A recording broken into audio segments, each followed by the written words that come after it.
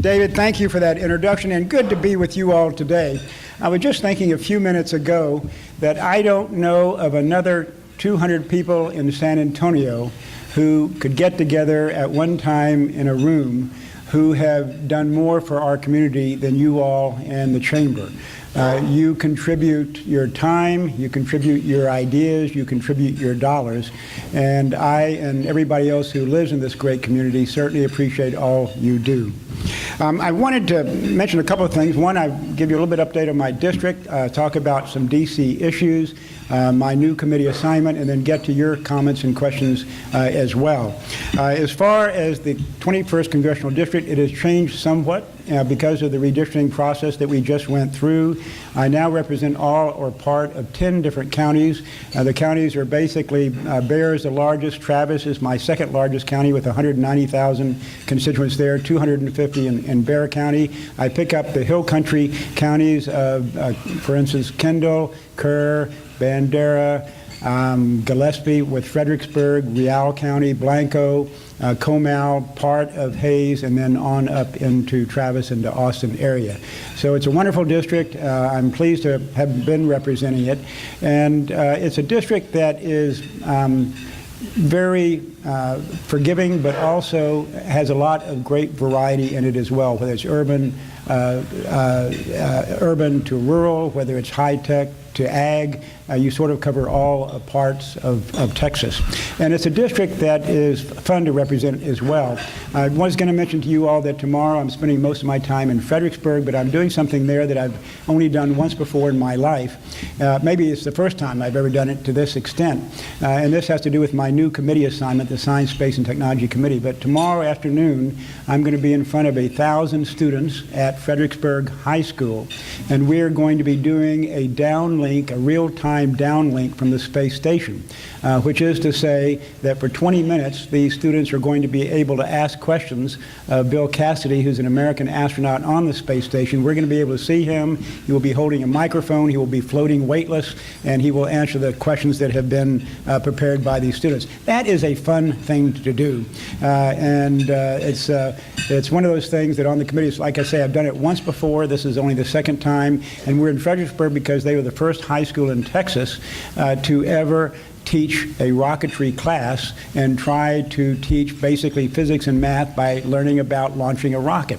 And it so happens when they started this class 15 years ago, I got them their first invitation to White Sands, New Mexico to take their 12 and 14-foot rockets. This is more time than I was planning to spend on this, except that every year they have varying degrees of successes.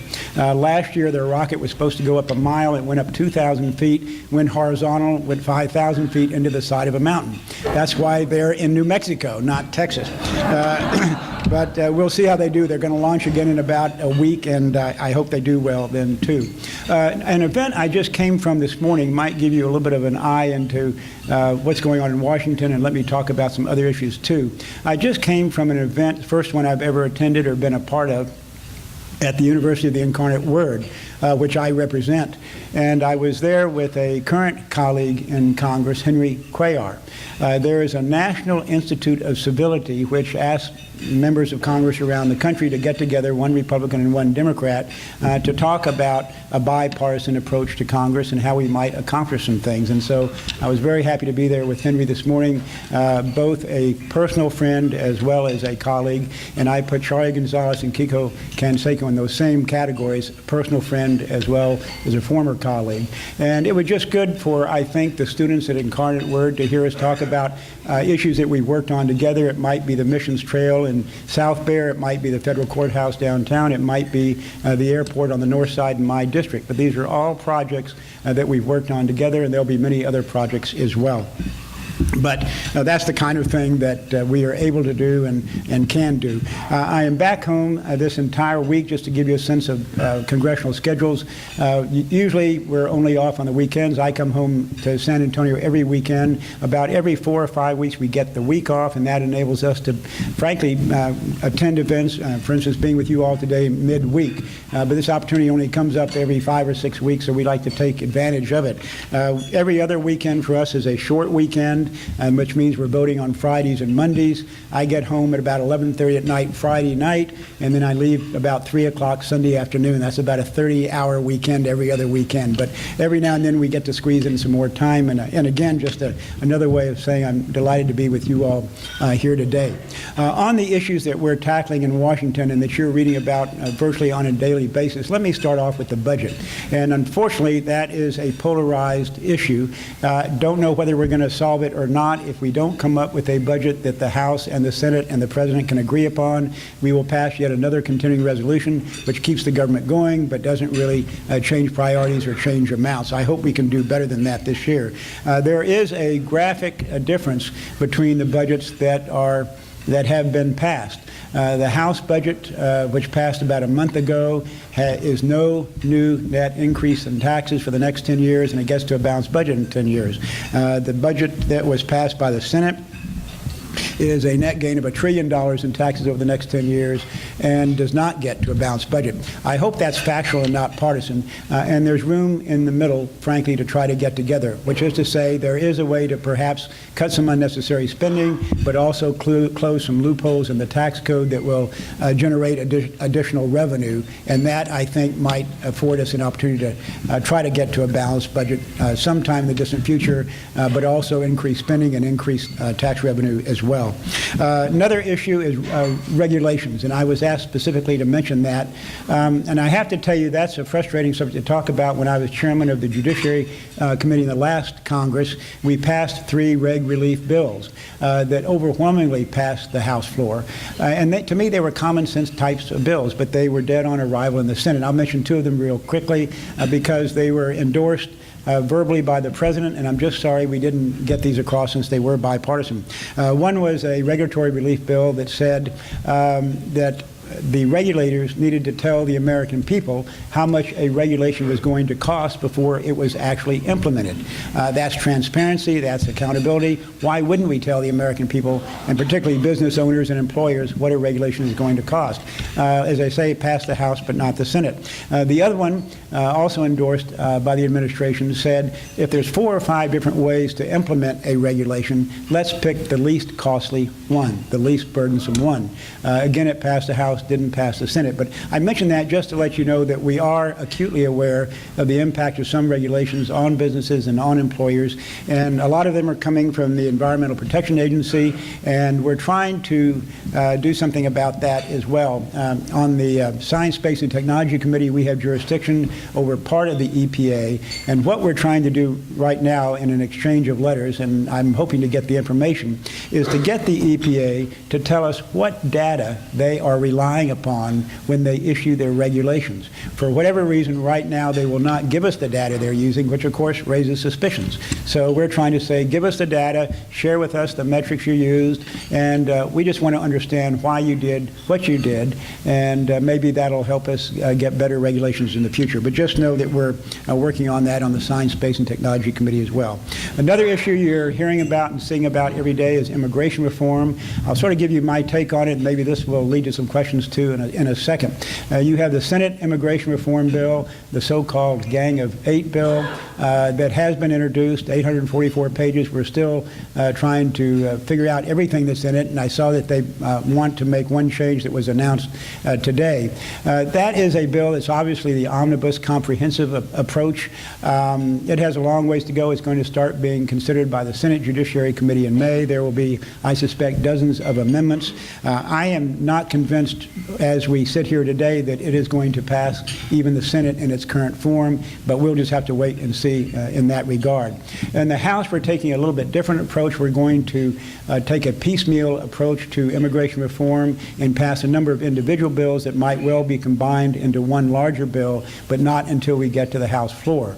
By taking them one at a time, we think that will enable us to build support for those bills. They're going to go through the regular process, which is the Judiciary Committee that I'm still a member of. And two bills were introduced last Friday by the chairman of the committee and me, and we introduced these bills together just to sort of start the process, and we'll be introducing other bills coming up. But the two bills that were introduced last Friday that give you an indication of where we're going to start. One was a very robust guest worker bill. I introduced a guest worker bill in the last Congress that allowed 500,000 people from another country to work in the United States, particularly those jobs in ag where we can't find sufficient number of American workers. Bob Goodlatt's bill, and I was the co-sponsor with him on it, is very much along the same lines. It starts off with 500,000 and allows that ceiling to be raised if necessary, but it does a good job, I think, of meeting the needs of those who need guest workers. The other bill that was introduced that I introduced along with Bob is a companion bill to the guest worker bill, and that's the E-Verify bill. It's a system that allows employers to check to make sure they're hiring legal workers. Supported by 82% of the American people, it's very popular among employers because if they use it, they're in a safe harbor. They can't be accused of violating any kind of immigration laws. 450,000 employers voluntarily use it today. 1,600 employers sign up every week for E-Verify, and it approves 99.7% of eligible workers almost instantaneously. So we think it's a good way, in conjunction with the guest worker program, of making sure jobs go to people who we want to work in those jobs. Bills coming up that we will be processing on the House side. There's going to be a STEM bill. STEM, of course, stands for Science, Technology, Engineering, and Math. When we have foreign students come into our country and get degrees in those subjects, we don't want to send them home. We want them to stay. They can contribute to the economy, they can create jobs, and they'll be able to find jobs and take care of their families. So we'll have a STEM bill. I and two or three others will be introducing STEM bills in the coming weeks as well. We're going to have other bills that will enable high-tech workers to come to the United States. So many companies, it's called an H-1B visa, but they're highly skilled workers, and we want those individuals to come to America as well. So we'll have two or three kinds of bills that will encourage people to come and work in industries, whether it be ag or whether it be a high-tech company, and we need all those folks. We will also address those individuals who, frankly, our hearts go out to as much as anybody else, and these are the children who are undocumented, who through no fault of their own find themselves in America. And we want to do something for them. I don't know what the category is going to be. I don't know what the visa is going to be called, but they will be on some kind of a fast track, so we're going to do that as well. So you need to know that I think there is going to be immigration reform. The House and the Senate are coming at it slightly different ways. But we clearly need to do something to improve the current system, and I believe that we will. Going to the Science, Space, and Technology Committee, the reason I could not stay as chairman of the Judiciary Committee is I was term limited. On the Republican side, we have a 6-year term limit, and you can only serve as 6 years as ranking or as chairman. Ranking is the senior Republican or Democrat when the chairman is from the other party. And so I was ranking for 4 years, chairman for 2 years, and term limited. Fortunately for me, the chairman of the Science, Space, and Technology Committee was also term limited.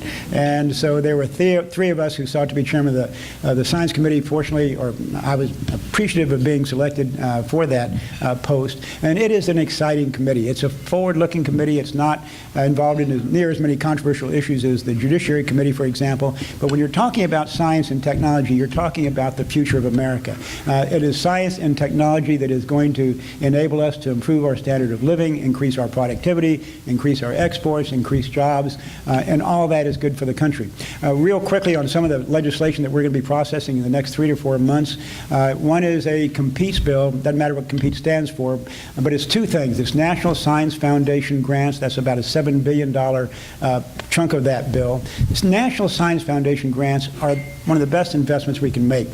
All 5 American Nobel Prize winners in 2012 got National Science Foundation grants. If that's not a good investment, I don't know what is. And those are the kinds of grants that lead to discoveries, lead to breakthroughs in the science areas and medical areas and every other way.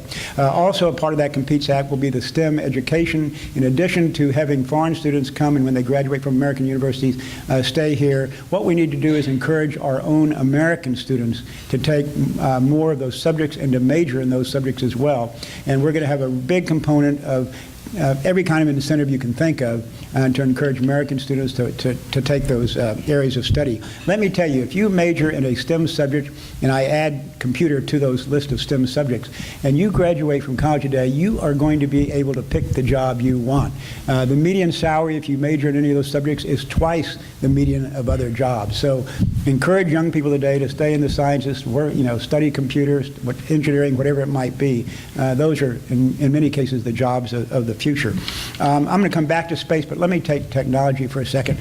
Because we're getting into technology, we have an energy subcommittee on the Science Committee that gets into research and development. What we're trying to do is come up with the next big thing after fracking. You know what fracking Eagle Ford has done for South Texas, for all of Texas. We're going to keep going with, we hope, with breakthroughs in alternative forms of energy and fossil fuels, and we're going to be spending a lot of time on that when it comes to technology. On science, this is sort of a biggest part of our budget. David mentioned that we oversee, I think, departments with total budgets of $39 billion. Of that $39 billion, $17 billion is NASA. We are still the greatest space-faring nation on Earth, although as I'll mention in a minute, there's one question about that. But nevertheless, NASA is a huge component of what we are about and what makes our nation distinctive. Let me mention two pictures to you. The bad picture is this, and unfortunately it's going to be a picture that's with us for the next 3 years. The picture is this: the United States of America, the leader in space for the last half century, today is paying Russia $70 million to take each of our American astronauts to the space station and back. There is something wrong with that. We are in the process of developing a heavy lift rocket, and SpaceX, a commercial entity, is in the process of coming up with a way to take astronauts to the space station as well. Who gets to the finish line first between NASA and SpaceX, I don't know. Both about 3 years away, and then we'll be able to put astronauts on the space station for something like a third of the cost that Russia is charging us, because they have a monopoly in a corner of the market. So we'll try to do something about that. Let me picture a good picture, depict a good picture. This is a poster that I have. If you sit at my desk in Washington, on the right-hand wall is a photograph of the Deep Field view. This is a view taken by the Hubble Space Telescope several years ago. And what they did was to point the Hubble at a dark speck of sky where nothing was thought to exist. Speck of sky being so small that if you held up a penny at arm's length, Abraham Lincoln's eye would cover that speck of sky. So a pinpoint of a speck of sky. Every time the Hubble went around over 15 days, they exposed the film. The film was exposed for over 10 hours, just in case they might pick up something in that void of the universe. When they developed the film, in that dark speck of sky were 3,000 points of light. Each point of light was not a star, but a galaxy, which consists of an average of 200 million stars. So that gives you a sense of both what's out there and why we need to explore and why we need to try to find out a little bit more. Now, closer at home, you have a few months ago, you have the meteor exploding over Russia, knocking out the windows in 1,200 buildings, not a direct hit. What was interesting about that meteor is that no one saw it coming. With all of our sophisticated surveillance equipment, no one saw it coming, which makes me wonder, if you can't see the meteor coming over Russia, can we see incoming missiles? But that's another story. We'll figure out what the answer to that is. And then we also had on that same Friday the asteroid near miss to Earth. No one was worried about that. We saw it a year out. All the astronomers said, no problem, it's going to miss us. And it's going to miss us by 17,000 miles. That may sound like a lot to you all, or a lot to most people. 17,000 miles in space is nothing. 17,000 miles is less than the circumference of the Earth, and we had an asteroid go by us that would have wiped out any city in the world. And so we had a hearing on that, which I expected to be somewhat encouraging and reassuring, and it was not. What we discovered at that hearing is that there are 20,000 city-killer asteroids out there in orbit around the sun as we are, and we are only able to detect 10%. So then I asked the person, I said, how long before we can detect 90% of these city-killing asteroids? And he said, oh, by about 2030. So we've got a long ways to go, and that's going to spur us to spend some of that NASA money on a telescope to try to detect more of these asteroids, to make sure that we know what's incoming as well. So we're using telescopes to see distant reaches of the universe 10 billion light years away, and we're using telescopes to try to detect asteroids before they connect with somewhere on the Earth. But that gives you a sense of some of the things that we're doing on the Science Committee and with the area of space as well. Let's see, on space, I might just mention one more thing because people have a hard time believing it. You know the shooting stars you sometimes see up in the sky at night, and they zip through and you see that streak. Does anybody want to guess how large a shooting star is when it enters our atmosphere and burns up, and that's what you see, the whether you see the light? Anybody want to guess? A what? A penny. Someone I knew was going to be pretty close. Actually, those meteors that streak through the sky, that's pretty close, are about the size of an apple seed. And yet it's not that high up, few thousand, you know, but that has that real quick burn as it comes into the atmosphere, and that's what you see.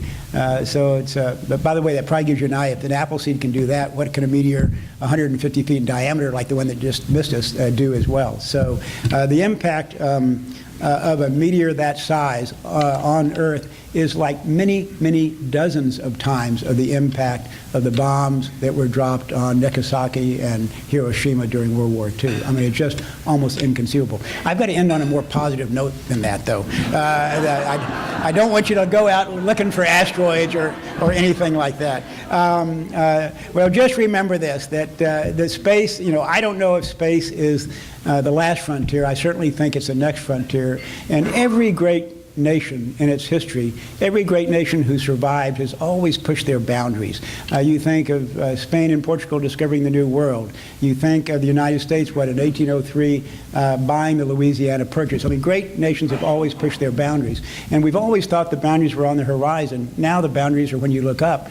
And when you look up, you don't see any boundaries. And that's why I think space is the next frontier.